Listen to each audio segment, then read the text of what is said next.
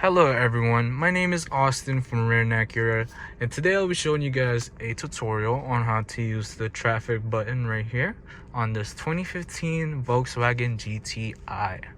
So in order to access this feature, we must first go to the center console, and once we get to the center console, we're going to click on traffic button right here on the top right of the console.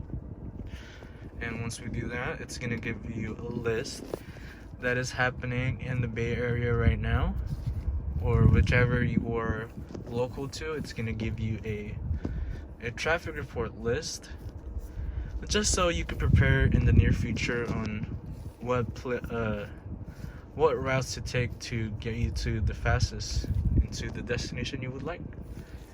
And yeah, that is pretty much it for this tutorial, you guys. My name is Austin from Rare Acura, and thank you guys for watching.